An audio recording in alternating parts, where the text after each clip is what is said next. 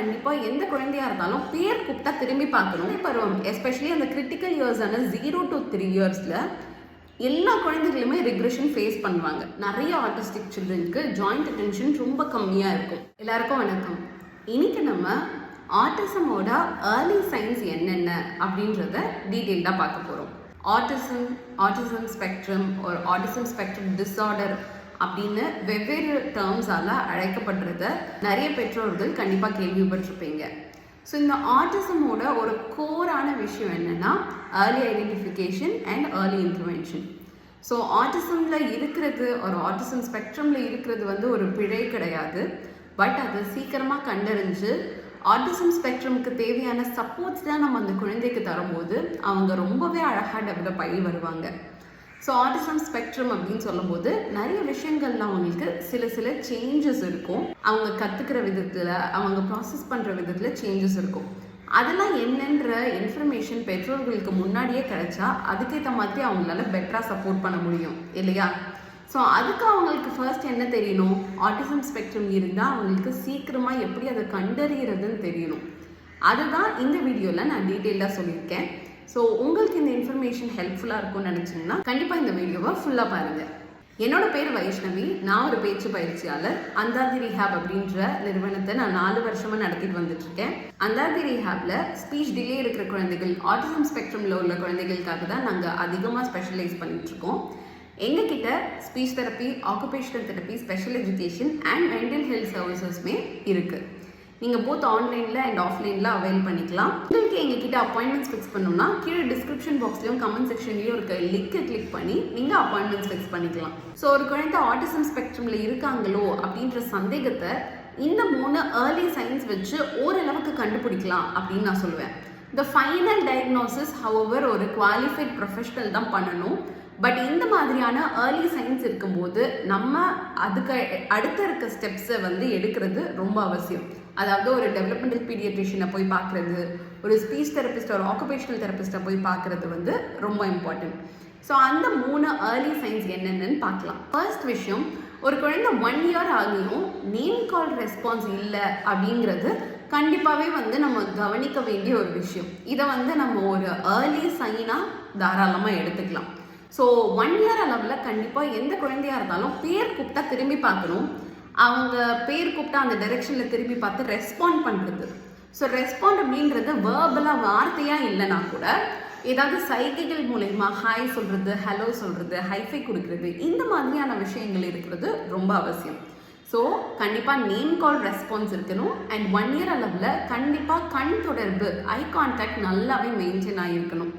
So most of the autistic children ஒரு ஆட்டிசம் ஸ்பெக்ட்ரமில் இருக்கிற குழந்தைகள் பார்த்தோம்னா ஐ கான்டாக்ட் மெயின்டைன் பண்ணுறது அவங்களுக்கு பெரிய சேலஞ்ச்.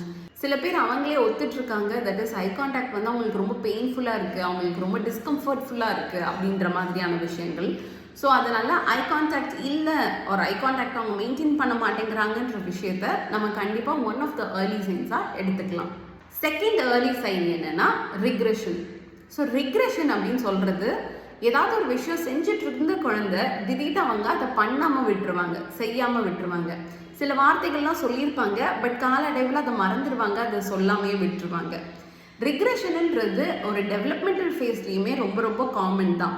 ஸோ குழந்தை பருவம் எஸ்பெஷலி அந்த கிரிட்டிக்கல் இயர்ஸான 0 to 3 இயர்ஸில் எல்லா குழந்தைகளுமே ரிக்ரெஷன் ஃபேஸ் பண்ணுவாங்க.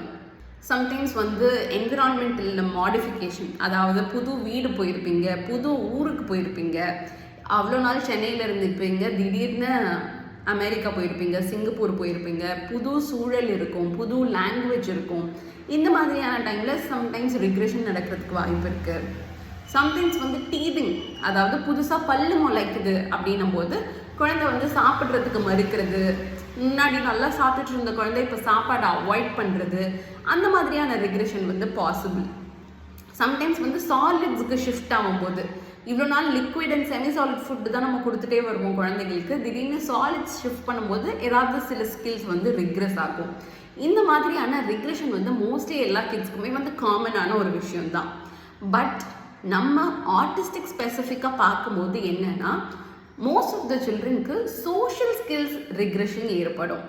ஸோ சோஷியல் ஸ்கில்ஸ் அப்படின்னும் போது நான் சொல்கிற விஷயங்கள் என்னென்னா சோஷியல் ஸ்மைல், அதாவது யாராவது ஒருத்தவங்களை பார்க்கும்போது அவங்கள பார்த்து சிரிக்கிறது, அவங்களுக்கு ஹைஃபை கொடுக்கறது, சைகைகள் மூலயமா ஏதாவது கம்யூனிகேட் பண்ண ட்ரை பண்ணுறது, இந்த மாதிரியான சோஷியலைசேஷன் ஸ்கில்ஸில் வந்து அவங்களுக்கு ரெக்ரெஷன் ஏற்படும்.